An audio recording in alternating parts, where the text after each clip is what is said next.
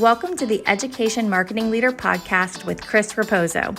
If you're looking to dive into the latest industry insights, draw inspiration from education success stories, or just want to sharpen your marketing skills, you're in the right place. Here, we bring you a diverse range of voices from experts and leaders in the field, offering you a unique blend of professional development and practical strategies. Whether you want to understand your audience better, stay updated with the latest tech trends in marketing, or expand your professional network, we've got you covered. So while you're driving on your morning commute or winding down after a busy day, let's explore the dynamic world of education marketing together. Hello, welcome back everyone to another episode of the Education Marketing Leader with Chris Raposo. Today I have a special guest for you. She's an award-winning Higher Ed CMO and host of the Confessions of a Higher Ed CMO podcast, as well as an acclaimed speaker and workshop leader. A lot of you know her. She needs no introduction, but here she is. Jaime Hunt, welcome to the show. Thank you so much, Chris. I'm so happy to be back on the show. Yes, last time you were on the show, this show was called the Marketing Tales Show, and then I pivoted over to education marketing. But here we are today for you because you had a special announcement during the last couple of days, which is that you started your own agency. Tell us about that a little bit. Yeah, so I announced that I have started my own consulting firm, Solve Higher Ed. It has been a long dream of mine to do this. When I was starting out in my career, I worked for this little boutique agency, and when the owner went to sell it, she sold it to the employees, and I was like 23 years old and not in a position to buy a company. Dave and I lived in a one-bedroom apartment, and we did not have any money. I think we had maybe like $600 in savings. But I always was like, you know what? I want to do that someday. And I felt like right now the time was right. I'm ready. I'm excited. And I'm sure we'll talk a little bit more about what I'm going to be doing, but big announcement. Very, very big announcement, because you've been in the higher ed industry marketing for about 20 years and 10 years as a CMO. So there's a big step for you to step away from the university setting to do your own agency. Now, you had a good job with Old Dominion. Why'd you step away from it at this particular time in your career? Yeah. So like you mentioned, I've been doing this for 20 years, and part of what comes with that is you've been doing this for 20 years. Like, and I hope that makes sense, but it's like it was time for me to do something different. I was heading into my 20th spring commencement, and as much as I love it, and the cyclical nature of higher ed means like you're kind of repeating things again and again. But even bigger than that, I feel like we're at a point in higher education where there's some real challenges. We have the enrollment cliff, we have the experience economy, we have AI, we have the declining trust in higher education. And I just felt like if I was working with a lot of different schools, I could have a bigger impact than if I just worked with one school. And so for me, kind of taking my show on the road, so to speak, and helping a lot of institutions, I'm hoping that that means that I can have a bigger impact than I was having just at one. Yeah, absolutely. I mean, I know there's demand. You're highly respected in the community. You could see that because your show Confessions of a Higher Ed CMO hit over 20,000 downloads or whatever it was in a short period of time. It's probably one of the most successful Enrollified network podcasts out there. And then I've seen you speak live at the AMA Symposium for Higher Ed Marketers, and you packed out a huge room. So there's demand there for sure. People respect you. So it makes a lot of sense for you to step out on your own to do your own agency. But here's the question for me. Obviously, you want to look back and you want to make sure you appreciate where you've come from. So share a little bit about your journey as CMO at Old Dominion and what were some of the major milestones and challenges you faced during your time there. Yeah, so when I started at Old Dominion, I was hired to be the inaugural VP for University Communications. And I got there, and the president did not lie to me. He told me I was going to be building from scratch, and I was building from the scratchiest scratch. So I would say every challenge was a challenge. I think we ultimately hired 16-ish new people, and then we brought in about 12 to 15 people from other departments into our department during the last almost 2 years. So really, really, I would say one of the biggest successes was building out this amazing rockstar team. And I say this all the time, you can hire skills, but you can't train character. And so I wanted to hire people that have the skills, but also have the character. They're kind, they're empathetic, they're hardworking, they're reliable, conscientious. And so building a team full of people that are like that has been such an amazing thing to do. We've done a lot. We launched a new website. We have been working on a rebrand. We have been working on an integration. We're merging with a medical school on July 1. That has been a massive communications undertaking, as you might imagine. So it's exciting to be able to see that come to fruition before I go. And we've also, done a lot around building a relationship with admissions. My office didn't have any relationship with admissions prior to me being there. And so building this, we meet with them literally every week, if not multiple times a week, handling, a lot of the enrollment marketing things. So it's been really, really exciting to see that evolve.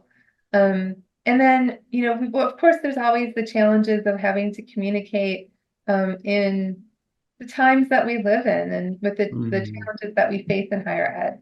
So I don't think that it's been any different than what most higher ed CMOs are experiencing in terms of those challenges. But when you kind of layer on of the like 35 people in the department that are here now, 4 were there when I started, like it's been such a heavy lift to build that department. But I know I'm putting them in good hands and that they're going to do a great job after I go.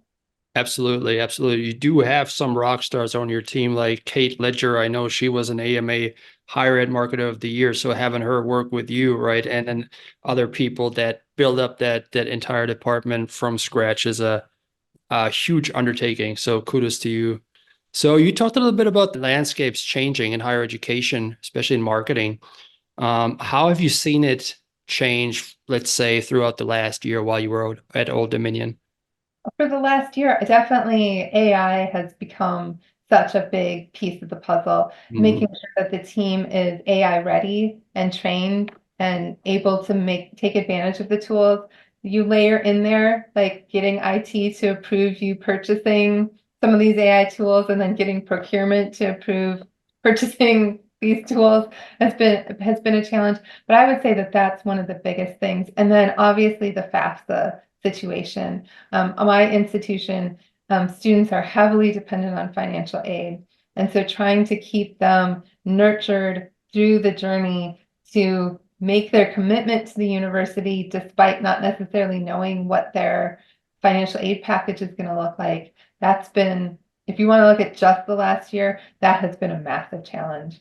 And then specific to me and my situation, the situation with merging with a medical school and getting the two cultures aligned and getting everybody to do everything that needs to be done has been massive. I'm tired, Chris. I bet.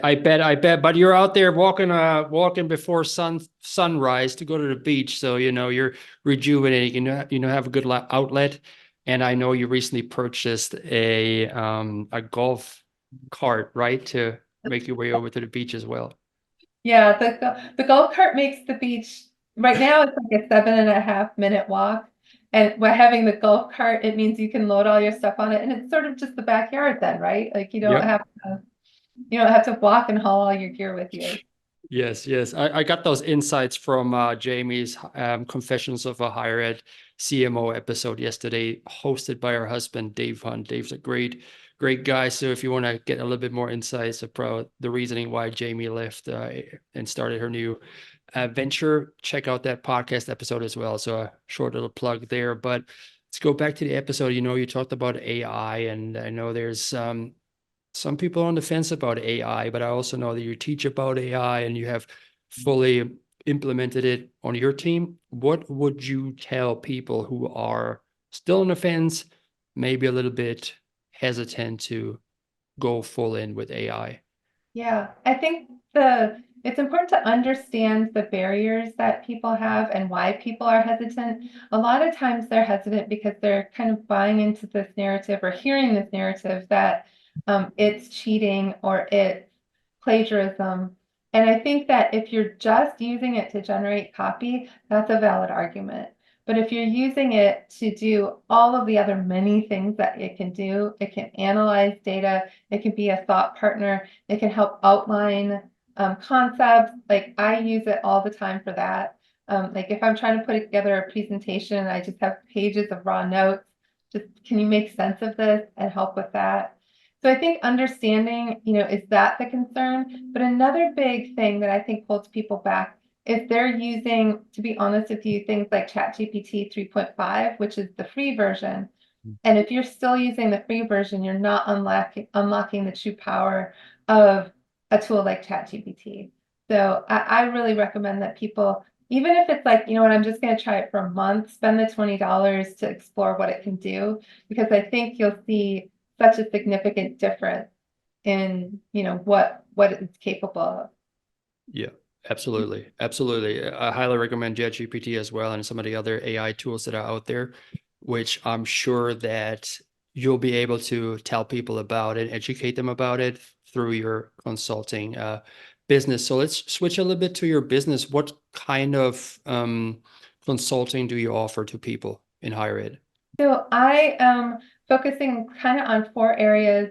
There's like the peer consulting, like doing organizational assessments, making budgeting recommendations, that kind of thing. And then there's things like communication. So my first project is actually working with the university on a crisis communications framework. And I'm also able to provide training in that space, do tabletop exercises from a PR perspective versus a lot of times when you do tabletops, you're doing them from like the overall crisis situation. And then I'm also looking at doing things in marketing, so student journey maps, marketing plans, strategic frameworks, that sort of thing. And then on the branding side, I see a big need for those schools that do not have the budget to hire the very, very talented large agencies.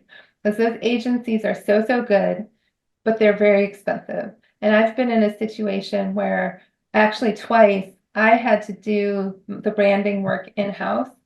And I know that that can be really challenging to fit in among your other work. And sometimes you need an outside perspective, but your budget might be a lot smaller than what some of these other agencies are charging. And so I see that as an opportunity as well to help with that brand work and get that set up. And then the last pillar is, speaking, keynotes, workshops, trainings, that sort of thing.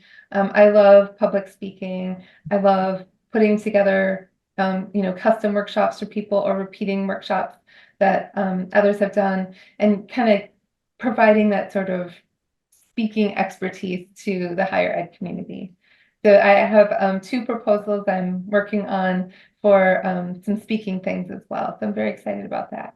Okay, so you offer keynote speeches and all that good stuff for higher ed marketing conferences. So what sort of speaking engagements do you think about? Are you actually go into private areas where you just specifically talk to the specific departments? How does that work with the speaking engagements?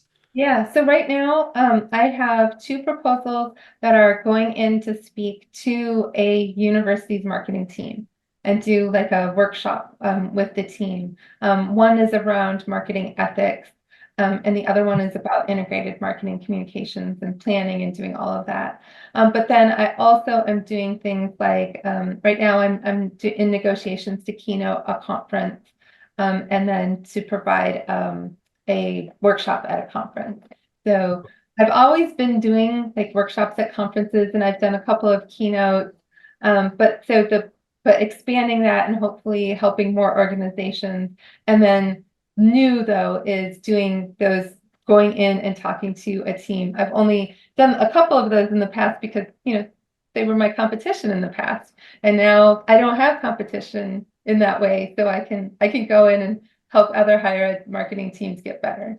Yeah, and that's a nice thing about you. You're in it for the right reasons. I've heard you speak at conferences. you spoke on a panel discussion at the company that I work for, Hannon Hill, during our Cascade User Conference. And you're the kind of person that really cares, actually. It comes across because I know that you care because you told me the night before the roundtable discussion, the keynote roundtable discussion for the Cascade User Conference, that you were really sick and you weren't sure if you were going to make it. And I thought to myself, selfishly, oh my gosh, one of my keynote speaker isn't available. But you came through and you looked physically sick, right? So it wasn't like you were like just under the weather a little bit. Like you showed up, you finished the job, which I will forever appreciate you being there, sharing your insights with the community of about 300 people that showed up during that time. But I knew you weren't feeling well. So you stepping up during that time for an unpaid gig, I know if you have paid gigs, you're just going to blow it up through the roof there. So definitely highly recommend you being a speaker anywhere. Thank you. I appreciate that. But coming across, you've been around higher ed enough. What are some of the common challenges that you've seen at different institutions and that you believe your expertise can help solve? I think one of the areas where I think there's a ton of opportunity, and I have a lot of expertise doing that, is building the incoming student journey map. So I think a lot of universities will outsource their recruitment efforts, right? So they'll work with an agency and build out all the things that drive applications, and maybe those things that drive yield and anti-melt, not always. But where I think I can come in and be really helpful is from the time that they've confirmed that they're going to be a student, even through their whole first year and beyond, how are we communicating with them to make sure that they persist from their first semester to their second semester? And then how do we retain them from their end of their first year to their second year and beyond? And I think that's something that doesn't get enough attention in higher ed marketing. We're not spending enough time and effort on keeping the students that we get. That's a huge passion of mine. And so I think that's a challenge that we face. And one of the challenges that we face is there aren't agencies doing that. There are not, you can get an agency to help you from here until the moon on recruiting a student, but there aren't really agencies that are focused on helping you keep the student. And so that's a challenge that I hope that I'm able to help with, because that was, I will say, when I was at Winston-Salem State and I started out my CMO career there, that retention of students was actually a bigger priority than recruitment. We did great recruitment. We had, we met our recruitment goals every year, but we wanted to retain and graduate those students and improve the retention and graduation rate. So ever since then, I've been so focused on, it's like customer acquisition. It's easier to keep a customer, or it's cheaper to keep a customer than to recruit a brand new customer. Plus, when you look at rankings, when you look at how students and parents are choosing a school, they want to see a retention and graduation rate that implies that their kid's going to be successful, or that they're going to be successful. So that's a challenge I don't think is being filled right now, that I hope I can have a big part in helping with. Absolutely. That's especially relevant with the demographic enrollment cliff, because you can't recruit your way out of the enrollment cliff. And No. I've once heard a higher ed marketer say that we don't recruit students, we recruit alumni, meaning the same thing, making sure that when they come through the door, they stay, and then they go out into the world and tell everybody about the great experience they had on the campus, and then hopefully through that social proof, bring more referrals into the doors.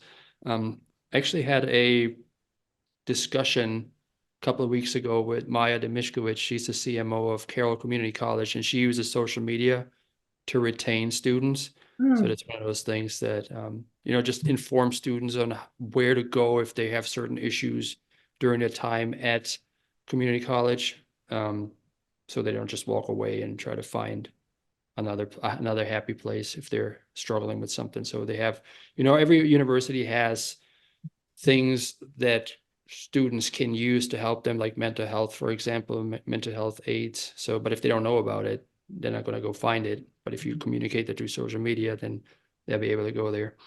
But Are there any successful strategies or campaigns from your time as a CMO that you think could really benefit other universities? Is there one that sticks out that you thought, oh, wow, I really hit that one out of the park? Yeah, I mean, I hate to point back to that student journey map, but what we did at Winston-Salem State with the student journey map to get students to, our first phase was to get students to actually show up, so improve yield, reduce anti-melt. And what the problem that we were having is students were showing up and they wouldn't have had their immunizations done and they wouldn't have paid their bill yet. And so we would get them on campus and then they'd have to wait in these lengthy lines to go get their immunizations. And then they wouldn't be able to move in until they went and made arrangements to pay their bills. And their first day on campus was this really chaotic, like unpleasant experience. And so what we did was, really, really focus on improving their awareness of the steps that they needed to complete to come onto campus. And we ended up with, and I'm going to try to rattle off these statistics, but I believe a 74% increase in the percentage of students who had paid their bills, which is just massive. Something like a 30+% increase in students who came with their immunizations complete. But then as like a side benefit to that, we got 36% fewer phone calls to our admissions office, which meant that students were sitting on hold for less time. And we ended up with an 8% increase in yield. So just some little strategies that we did to improve the journey resulted in, I think we had 94 additional students enrolled that we could trace back to this campaign being the difference. And 94 additional students at that institution translated into about $1 million in revenue. And so when you think about what we invested in that program, the ROI was like through the roof, absolutely through the roof. That's huge, huge. And that comes back to customer service right there. If the student has a good experience, they tend to stay around. They tend to tell their friends and tell them, hey, come to this school that I'm going to. You'll be treated right and not just another number. Anecdotally, we saw every move-in weekend, so much complaints on social media in the years before that. And we didn't really, quantify exactly, but we saw such a huge reduction and a huge increase in students saying like more positive, enthusiastic things about move-in.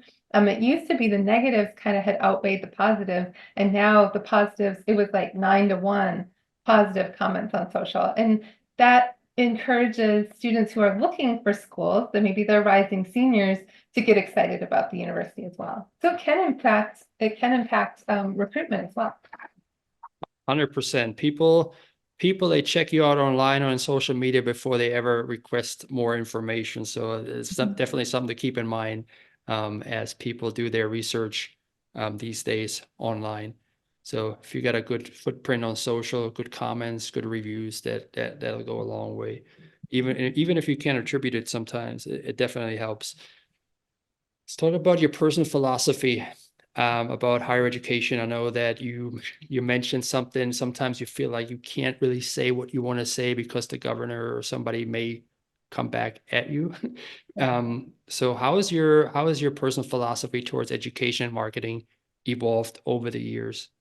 Yeah, so I started my career as a journalist, and I started my career wanting to be an investigative journalist or an interpretive journalist, but a journalist that was asking the really hard questions. And I was like this little, 20, I started my journalism career when I was 20, working at a newspaper my last 2 years of college. And I just had this idealized notion of how I was going to speak truth to power and hold our government accountable and all of that. And that philosophy has never left me. However, if you're an officer of the university, right, you are seen as speaking for the university. And so I've had to be incredibly careful about what I say and not say anything that treads into politics or into anything that's seen as political. And sadly, over the last 20 years, everything is being seen as political now. And so having the freedom to be a little bit more spicy with my takes, I've been fairly spicy. I mean, I think I take risks. And in part, I've been taking risks for a little while because I've known I've been going to make this step and I'm kind of like, fire me. But I'm looking forward to being able to have even more spicy takes and hopefully make people think a little bit. and hopefully get some traction on some of the ideas I have, and I know others have, but are afraid to voice on things that higher ed can do to be better. Yeah, yeah. I follow you on LinkedIn. I've seen some of the posts on there. And some of them are very valid, especially when it comes to the salary of higher ed staff. I know that's something you're very passionate about because we all know that higher ed marketers are significantly underpaid compared to their counterparts in the private sector. Um, Absolutely. and that's something I know you really have a passion for. And, you know, hopefully things will change, adjust, and get better for those folks because I've seen a lot of higher ed marketers and conferences that deserve a lot more than what they get. Yes. Yes. Yeah. Well, and we talked about my husband a little bit earlier, but when I think about what he was making at his first higher ed job, like it's criminal. It's absolutely criminal. Yeah. Yeah, absolutely. Absolutely. So when will you officially start the new venture? Are you still at ODU for now? So when I went to the president in February of 2024, I said, I'm starting this venture, can we have an agreeable end date? His end date was a little bit farther out than mine was, but he asked me to stay until the end of the fiscal year, which is June 30th. So I am at ODU until then, although I'm taking a lot of vacation, and he agreed that if I have speaking engagements or projects, I can take vacation time to work on those.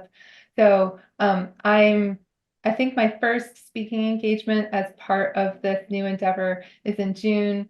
And then I will kick off in earnest in July with some of the projects that I've been putting out proposals and stuff for. So I'll be at ODU for a little bit longer, but I'm ready. I would say my one piece of advice is don't give 19 and a half weeks notice. That's a lot of notice. And you're going to be so chomping at the bit to do what's next that you're going to start heading towards like, I still have 7 weeks left before I can do this or whatever. So don't do what I did. Give a good Yes. notice, but not that good of a notice.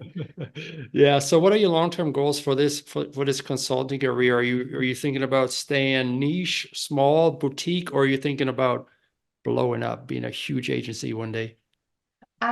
So when I originally envisioned this, it was just going to be me forever. And um and honestly me until I got tired of it.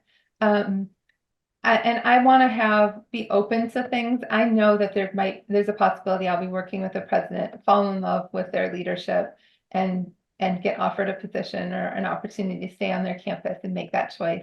I also am not ruling out, going to a different agency if somebody thinks that I can bring value to their agency. And I haven't ruled that out either. I think what I have ruled out is ever being gigantic. I don't see myself being like a Carnegie Dartlet or even a Simpson Scarborough in size. I could see maybe having, half dozen people helping me with some things, but I don't want to be really, really stressed by trying to meet payroll or having to be so focused on business development in order to make sure somebody else is fed. That it's one thing to worry about me being fed and that kind of stress, but when you start talking about somebody else's family and their livelihood, that's a lot of pressure. And I don't think I want that level of pressure. Yeah, that makes a lot of sense. I mean, baby steps, right? You see where the future takes you. You can never, there's always people saying 5, 10-year plans, but these days things move so quickly, you never know where it's going to go. So I know that I will be following you, wishing you the best of luck with this new venture. Now, how can people get in touch with you if they want to book you, learn more about you? Yeah, well, I appreciate your support always, Chris. So you can find me, my website is solvehighered.com.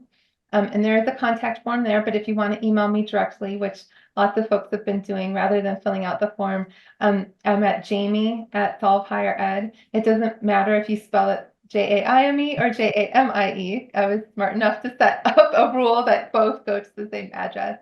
So you can reach me there. I'm on LinkedIn still, Jaime Hunt, and on X, Jaime Hunt IMC.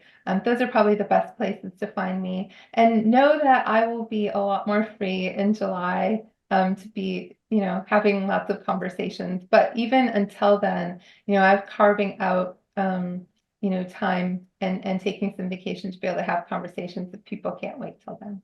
Very good. I'll be sure to tag you in the show notes so people can find you easily. Jaime, it's always a pleasure talking with you. I really appreciate your support, and I wish you the best of luck. I know it's going to be great. Thank you so much. I appreciate you always. All right. You take care now. Bye. Bye. Hey, thanks so much for tuning into the show today. If you enjoyed it, don't keep it to yourself. Share with your friends in your network. And if you have a moment, I would really appreciate a review of the podcast. That'll help other people find the show as well. Tune in every Thursday morning at 8 a.m. when I release another episode. Take care now. Have a good one, friends.